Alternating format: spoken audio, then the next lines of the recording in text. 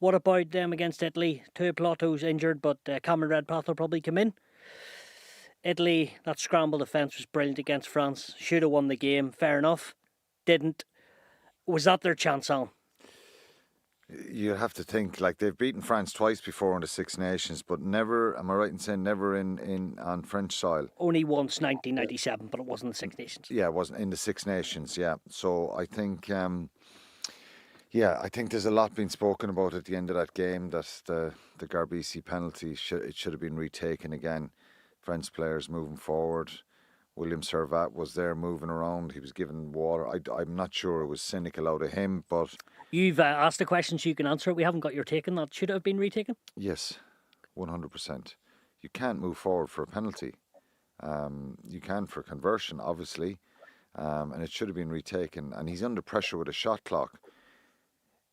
If it was in the old scenario where there's no shot clock, when did the shot clock come in? Was it last year, the year before? Yeah. A couple of years, whatever. I can't remember. But you remember previously, Matt, if there was no shot clock, Garbisi could have kind of taken his time, and the ball falls off the tee. So for a conversion, that's a problem if the ball falls off the tee and they've started the charge. So you have to kick it that really quickly then, or drop kick it. I think it should have been retaken. It was heartbreaking for them. France should have scored 4 or 5 tries in the first half of that game. Italy scrambled like mad, and they held on for dear life, and credit to them for that, because you'll always get that effort and work rate out of the Italians, and they can make it really difficult for teams.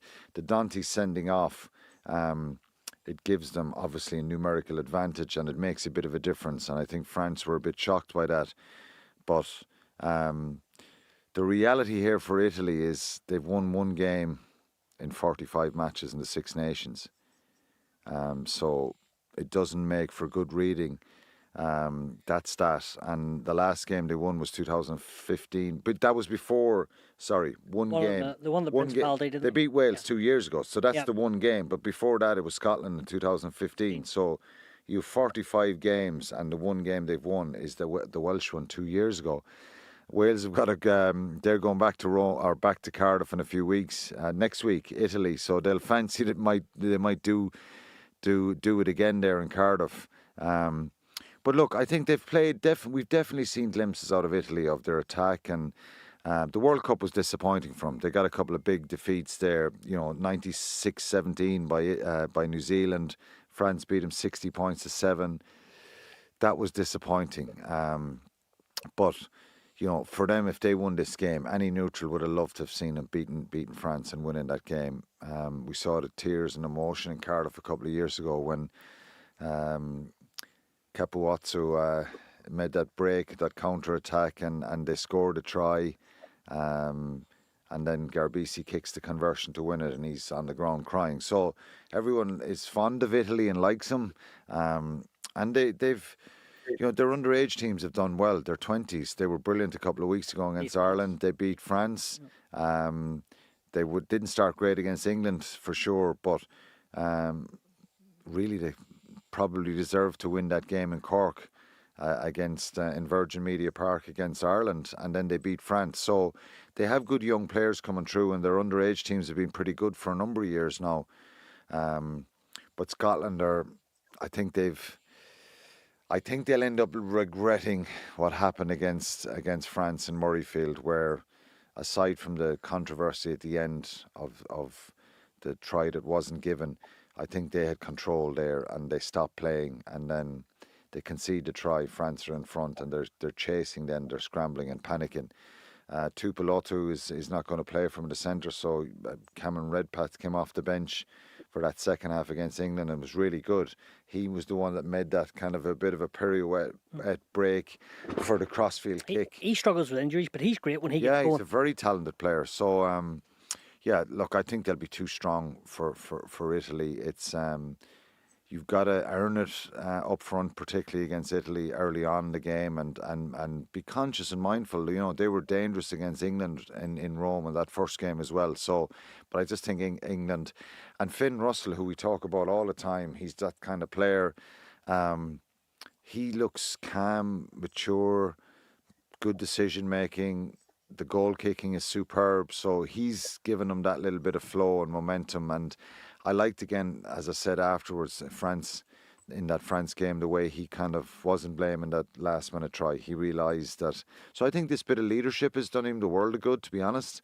And they're a very dangerous side, Scotland. So I think they'll get the job done. And, you know, irrespective, we're going to hopefully I think we will have a championship decider, unless England beat Ireland and then they go to France and beat France and they end up winning 4 as well.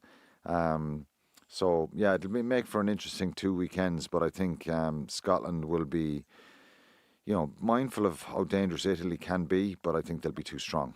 Matt, you like the way Scotland have played this tournament, don't you? You think they're a bit of maturity, yes, through Finn Russell, but also throughout the whole team. You've been quite impressed, haven't you? I think they've been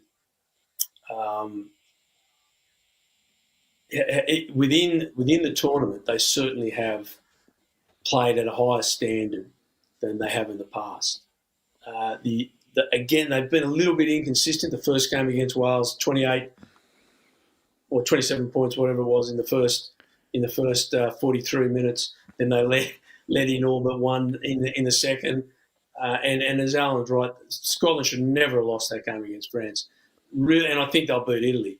They should be coming to Dublin next week for a Grand Slam.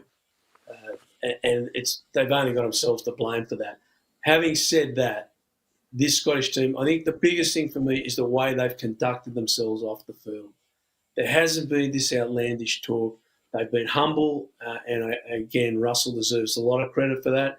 And so does Rory Darg. I think his work ethic and his ability in the background to keep everyone's feet on the ground and base it on your work ethic. What are you doing, not what you're saying, I think has had a real impact on this side.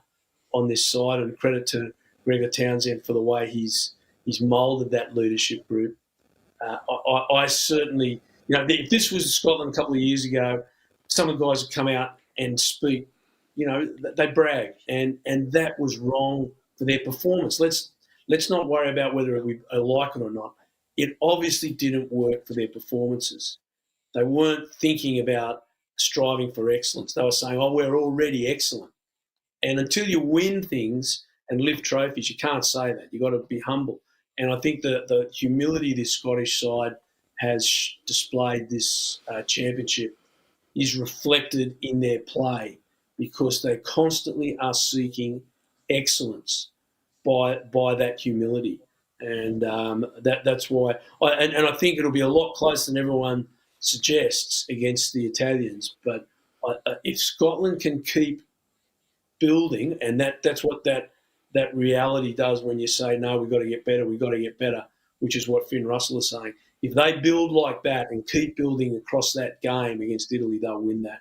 And they'll come to Dublin, and they will be a handful at the Aviva. They will be a handful. Of course, that game, Ireland v Scotland, is on Virgin Media next week and could be a championship decider. We shall see.